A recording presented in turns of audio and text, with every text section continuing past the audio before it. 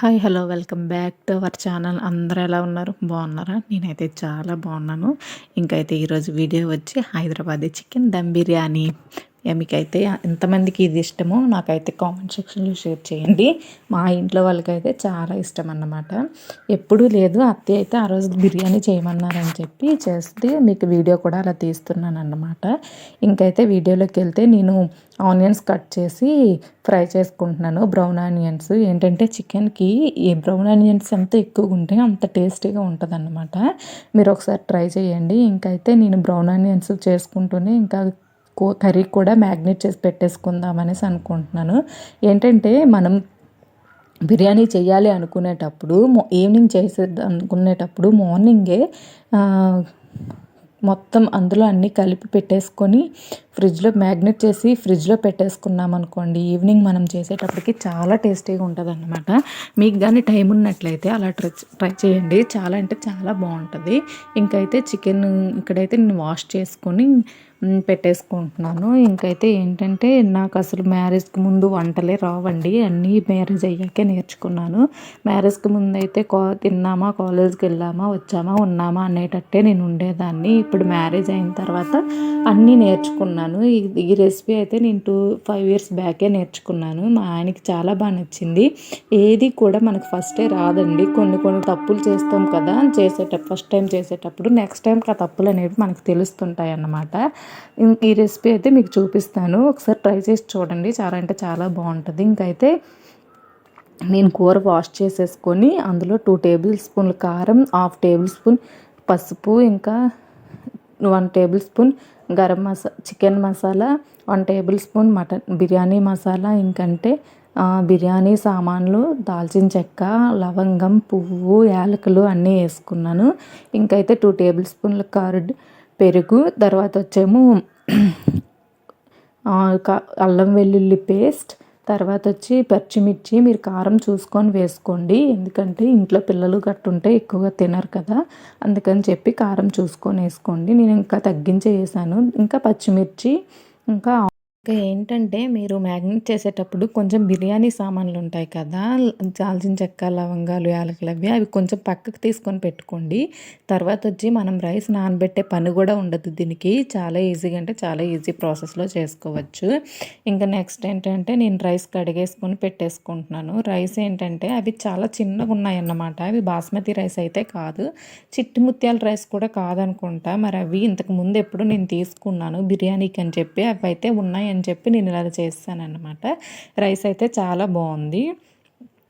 ఇంకైతే రైస్ పెట్టేసుకున్నాక అందులోకి అల్లం వెల్లుల్లి పేస్టు, సాల్టు, కొంచెం ఆయిల్, బిర్యానీ సామాన్లు మీకు ఉంచుకోమని చెప్పాను కదా నేను, అవి ఏంటంటే అందులో వేసేసుకోవాలన్నమాట. మనం అన్నం వండేటప్పుడు నీరు అనేది మనకు ఉప్పుగా తగిలితే చాలా బాగుంటుంది. మెయిన్ ఏంటంటే చికెన్ బిర్యానీలు ఏవైనా సరే ఉప్పు ఉంటేనే చాలా టేస్టీగా ఉంటుంది అన్నమాట. నేను కొంచెం లూజ్గా ఉడికేది తీసుకున్నాను ఇక్కడ. చాలా చూసారా రైస్ ఎలా ఉందో, చాలా చిన్న రైస్ అవి. ఇంకైతే కడిగి వాష్ చేసి ఇంకా స్టవ్ మీద పెట్టేశాను. మధ్య మధ్యలో మనం కలుపుతూ ఉండాలన్నమాట. కలుపుతూ ఉంటే చాలా బాగుంటుంది. ఆయిల్ ఎందుకు వేస్తామంటే అది అన్నం అనేది మెతిక్కి అంటుకోకుండా చాలా బాగా వస్తుంది అన్నమాట. అందుకని చెప్పి ఆయిల్ కొంచెం వేసుకోండి. అల్లం వెల్లుల్లి పేస్ట్ చాలా బాగుంటుంది. మరీ ఎక్కువ గరం మసాలా అయితే వేసుకోకండి, ఎందుకంటే ఓవర్ హీట్ చేసేస్తుంది, పిల్లలు కూడా తినలేరు అన్నమాట. ఇంకైతే వీడియో చూస్తూ ఉంటే నేను ఇక్కడ అన్నీ వేసుకుంటున్నాను చెప్పాను కదా. అల్లం వెల్లుల్లి పేస్ట్, చికెన్ మసాలా, అల్లం వెల్లుల్లి పేస్ట్, తర్వాత వచ్చి సాల్ట్, బిర్యానీ సామాన్లు, కొంచెం ఆయిల్ వేసుకోమని చెప్పాను కదా, నేను ఇలాగ వేసుకుంటున్నాను. సాల్ట్ వేసాను కానీ నాకు అస్సలు సరిపోయినట్టు అనిపించలేదు. మళ్ళీ 2-3 టైమ్స్ వేసుకోండి, ఎందుకంటే మనం చికెన్లో కూడా వేస్తాం కదా సాల్ట్, అది ఇది కలిపి మళ్ళీ బాగా ఉప్పు అయిపోతుంది. కొంచెం చూసుకొని వేసుకోండి. ఇంకైతే మనం బ్రౌన్ ఆనియన్స్ ఫ్రై చేసాం కదా, అప్పుడు కూడా కొందరు సాల్ట్ వేస్తారు, నేను కూడా వేస్తాను, కానీ ఈసారి వేయలేదు సాల్ట్ అప్పుడు కూడా. అందుకే మీరు సాల్ట్ అనేది కొంచెం జాగ్రత్తగా చూసుకొని వేసుకోండి.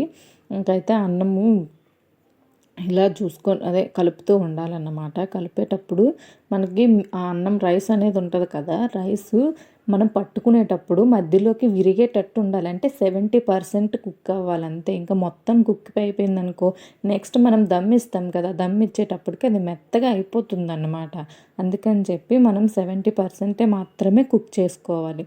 కుక్ చేసుకున్నాక రైస్ అనేది వార్చి పెట్టేసుకోవాలన్నమాట. ఇంకైతే పక్కన చికెన్ కర్రీనే వండుతున్నాను.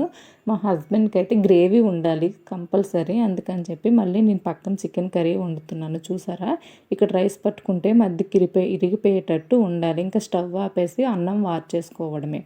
వార్చేసుకున్న తర్వాత ఇప్పుడు మనం ఫ్రిడ్జ్లో మ్యాగ్నెట్ చేసి పెట్టుకున్నాం కదా కర్రీ, అది తెచ్చి ఇంకా ఫ్రై చేసుకోవాలన్నమాట. ఫ్రై చేసుకుంటే ఏంటంటే అది కూడా మనం ఫ్రై చేసేటప్పుడు చికెన్ మెత్తగా మరీ ఉడికిపోకూడదండి. ముక్క ఉండేటట్టు మనం చూసుకోవాలి. లేకపోతే ఏంటంటే మళ్ళీ మనం అదే ఉడుకుతుంది కదా, ఉడికేటప్పుడు అది మెత్తగా అయిపోతుంది. కర్రీ అనేది కలుపుతూ ఉండాలి. నాకైతే ఫస్ట్ మ్యారినేట్ చేసేటప్పుడు కొంచెం ఆయిల్ వేసుకున్నాం కదా, అదైతే నాకు సరిపోలేదు. అందుకని చెప్పి నేను మళ్ళీ కూడా కొంచెం ఆయిల్ వేసి ఫ్రై చేసుకున్నాను అనమాట. ఒక పక్క కర్రీ కూడా చూసుకుంటున్నాను.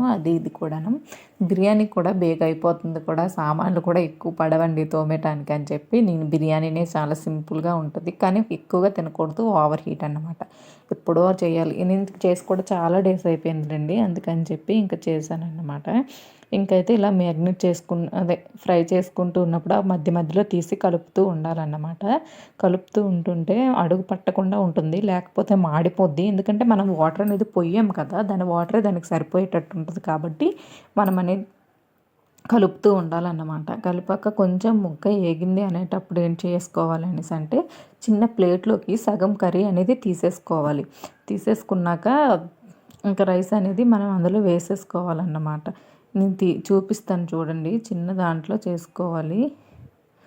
చిన్న కప్పులో కర్రీ తీసేసుకోవాలి. గ్రేవీ కూడా కొంచెం తీసుకున్నట్లంటే అంటే లేయర్స్గా మనం వేసుకోవాలన్నమాట. మీకు చెప్పేది అర్థమవుతుందా, మీకు అర్థమవుతుందో లేదో కానీ నాకైతే నాకు అర్థమవుతుందని అనిపిస్తుంది. ఇంకైతే లేయర్స్గా తీసుకోవాలన్నమాట. తీసుకున్నాక ఇంకా కర్రీని కొంచెం చూసారా, నేను అస్తమానికి కలుపుతూనే ఉంటున్నాను, ఎందుకంటే అడుగు పట్టేస్తుంది అన్నమాట. నేనేంటంటే మా ఇంట్లో అన్నీ మెత్తగా ఉన్నవే తింటారు కాబట్టి అయ్యే తీసుకున్నాను, బోన్లెస్ టైపు. ఇంకైతే కర్రీ కొంచెం పక్కకు తీసి పెట్టాను చూసారా. ఇప్పుడైతే మనం వార్చుకున్న రైస్ ఉంది కదా, ఆ రైస్ని అయితే తీసి వేసేసుకోవాలన్నమాట. వేసుకుంటే కొంచెం వేసుకున్నాక మళ్ళీ కర్రీ తీసి పెట్టాం కదా, ఆ కర్రీ అనేది మళ్ళీ వేయాలి, మళ్ళీ రైస్ వేయాలన్నమాట. ఇలా లేయర్స్ కింద వేసుకుంటే మనకేంటంటే రెండు కలుస్తాయి అన్నమాట. కలిసేటప్పుడు చాలా బాగుంటుంది. రైస్ చూసారా ఎంత పొడిగా వచ్చిందో, ఆయిల్ వేసుకుంటే అలా పొడిగా వస్తుంది అన్నమాట. లేకపోతే ముద్దగా అయిపోద్ది. కానీ రైస్ పెట్టేశాక మనం ఎటు వెళ్ళకూడదండి, కొంచెం చూస్తూ ఉండండి, ఎందుకంటే అది మెత్తగా అయిపోయిందనుకో ఇంకా చేసేది ఏమి ఉండదన్నమాట. చూసారా, నేను ఒక లేయర్ వేసుకున్నాను రైస్, మళ్ళీ కర్రీ వేసుకున్నాక మళ్ళీ మిగతా రైస్ అనేది వేసేసుకున్నాను అన్నమాట. వేసేసుకున్నాక దాని మీద కొంచెం నెయ్యి, అలాగే బ్రౌన్ ఆనియన్స్ మనం ఫ్రై చేసి పెట్టుకున్నాం కదా, నేను కొంచెం తీసి పెట్టేసుకున్నాను అన్నమాట పైకి. పెట్టేసుకున్నాక బ్రౌన్ ఆనియన్స్, కొత్తిమీర తర్వాత వచ్చి మీరు ఫుడ్ కలర్ వేసుకోవాలంటే వేసుకోవచ్చు, లేదంటే పాలల్లో కొంచెం కుంకుమ పువ్వు అనేది వేసుకొని కాసేపు నానబెట్టుకుంటే ఫుడ్ కలర్లాగా వస్తుందండి, ఎల్లో కలర్లాగా వస్తుందన్నమాట. వస్తే అది కూడా వేసుకోవచ్చు. నేనైతే ఫుడ్ కలర్ వేయలేదు, ఎందుకంటే పిల్లలు తింటారు కాబట్టి, అంత హెల్తీ కాదు కాబట్టి నేను వేయలేదు. ఫస్ట్ ఇంతకు ముందు 2-3 సార్లు వేసాను కానీ ఇప్పుడైతే వేయలేదు. ఇంతే వీడియో. మన వీడియోస్ కానీ మీకు నచ్చినట్టయితే please like, share and subscribe. అలాగే మనం ఇవన్నీ వేసుకుంటాం కదా, కొత్తిమీర అవన్నీ చెప్పి మూత పెట్టేసి బరువుది ఏదైనా దాని మీద పెడితే ఆవిరిపోకుండా ఉంటుంది అనమాట. అసలైన టిప్ చాలా మర్చిపోయానండి. మనం ఓర్చుకుంటాం కదా, గింజ ఉంటుంది, ఆ గింజ అనేది చిన్న కప్పుతో తీసుకొని స్పూన్తో ఇలా జల్లుకుంటే ఇంకా టేస్ట్ అనేది చాలా బాగుంటుంది అన్నమాట. ఇంతే వీడియో. మీకు నచ్చినట్టయితే please subscribe. Thank you for watching. Take care. Bye.